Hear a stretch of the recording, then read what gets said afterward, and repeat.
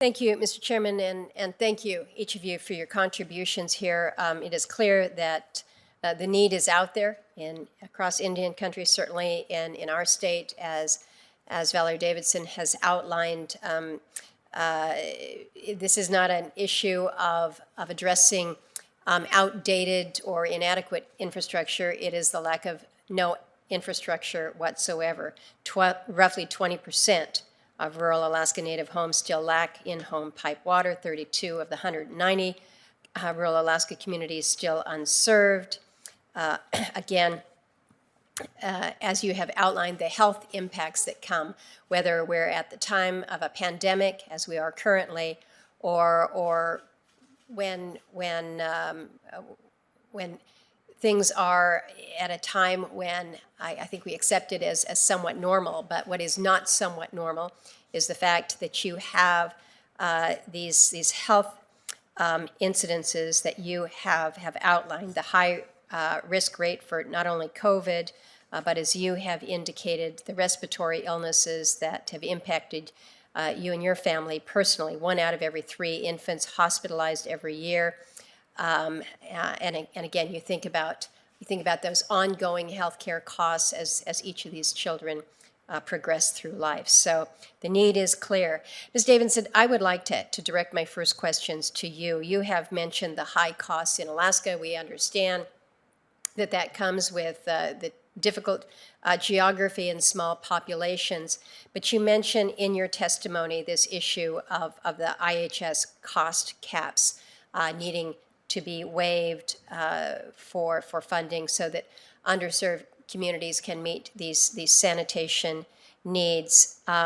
You've also, in your written testimony, pointed out that oftentimes you'll have water and sewer systems that are built, but that it is difficult to sustain them from an operation perspective because we haven't had the requisite training and guidance for sanitation operators. If you could speak to some of the challenges that we faced on the issue of the cost side, some of the other barriers that we might be able to address that could help facilitate greater build out, and then on the affordability. I have been to more than my share of communities that had anxiously awaited the build out of water and sanitation systems in their community.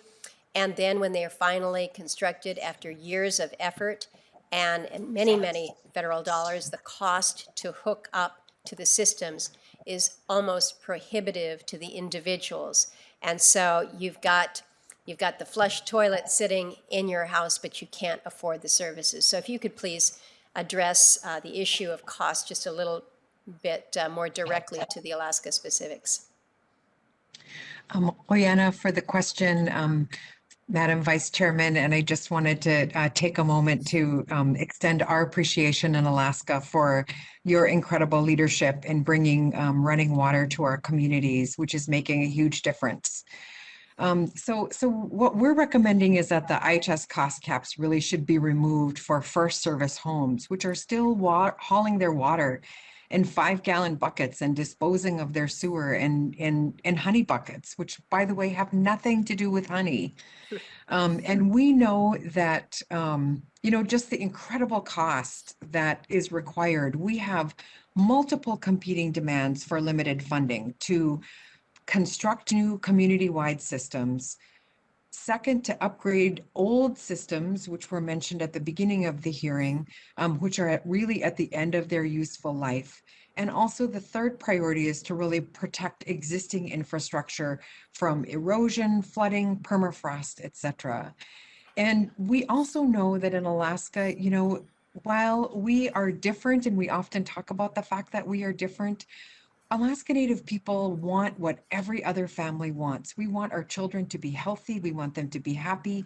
We want them to be well educated, and we want them to live in safe communities.